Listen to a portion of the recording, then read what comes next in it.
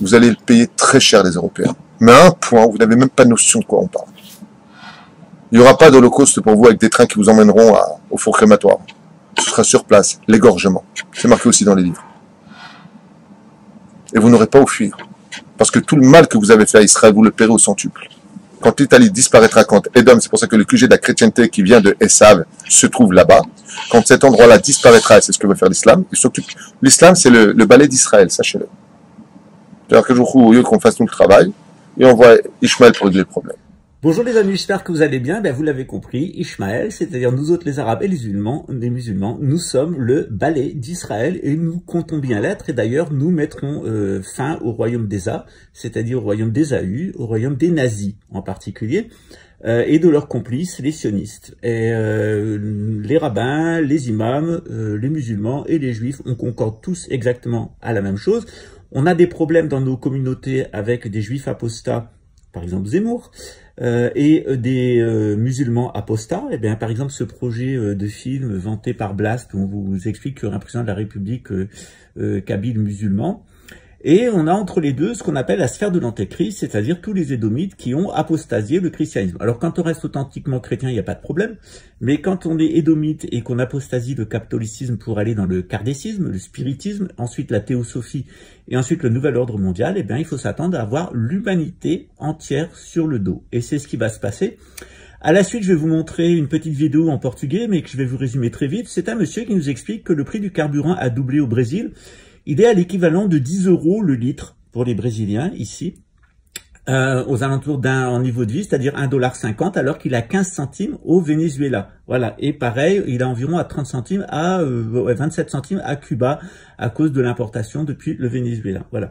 Le Brésil est autosuffisant en pétrole, sauf que Bolsonaro a vendu Petrobras aux Chinois, et que les sociétés de raffinerie brésiliennes qui s'appelaient BR, il les a vendues à l'Arabie Saoudite.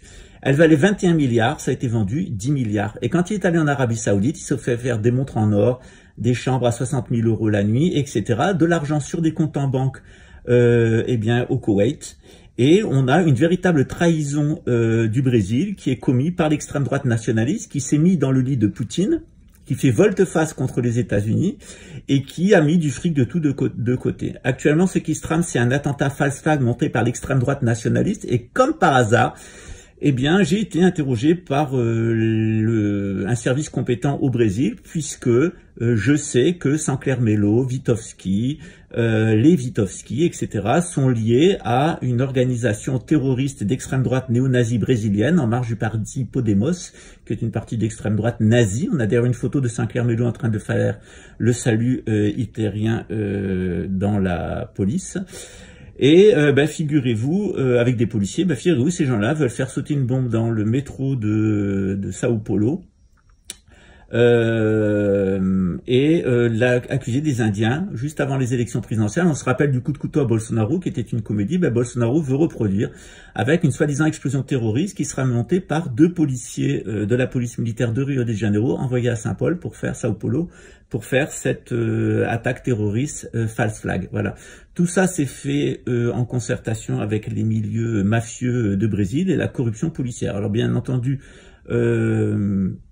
je l'avais vu quand je suis arrivé au Brésil, j'ai fait pas mal de tarologie, de numérologie et d'astrologie sur le Brésil, et j'ai vu effectivement l'élection du président Jair Bolsonaro, ce qui s'est passé, et j'ai vu cet attentat false flag, effectivement, ce qui risque de se passer, mais le fait qu'on ait été plusieurs personnes compétentes, et que d'ailleurs les services brésiliens étaient assez inquiets et pensaient que le risque était assez important pour qu'on soit interrogé. Il n'y a pas que moi, il y a une dizaine de personnes qui pratiquent la numérologie, l'astrologie, la voyance qui ont été interrogées. Et on s'est fait une petite idée maintenant du groupe qui est en amont de cette attaque terroriste et pourquoi la présence de certaines personnes au Brésil, à qui on a d'ailleurs promis si ils collaboraient en tant que militaires et avec des compétences en matière d'artifice et d'explosion pour organiser cette attaque terroriste lié avec la mafia de Rio de Janeiro et ce politique pourri ici de Rio, en marge des milieux pédocriminels, satanistes, cannibales et drogués et de trafic de drogue.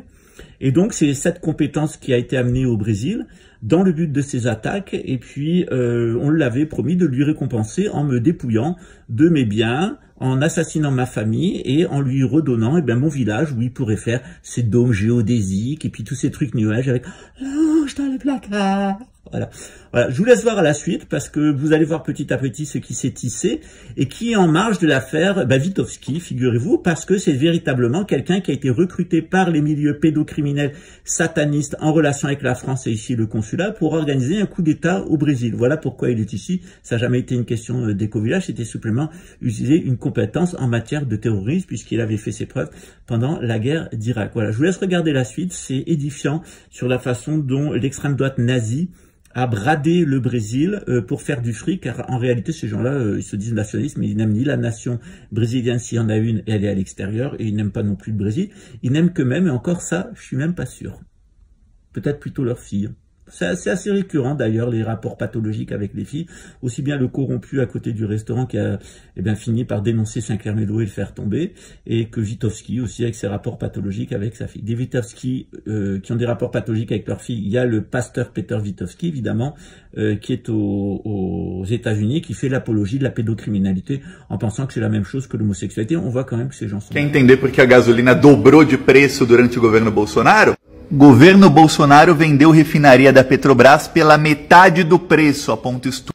Deputado denuncia que refinaria foi vendida por metade do preço para os Emirados Árabes. O valor avaliado em 21 bilhões e foi vendida por apenas 10 bilhões. Roubaram 11 bilhões em uma tacada só. Venderam para o fundo árabe. Lembra da viagem luxuosa do Bolsonaro nas Arábias? Lembra disso? Hotel de Bolsonaro em Dubai tem diárias de 81 mil. O luxo extremo, tinha até piscina no quarto do Bolsonaro. Aí ele falou que quem pagou o hotel foi o ditador árabe. Comitiva presidencial ganhou relógios de luxo do governo do Catar. Tá aqui a carinha de bunda dele.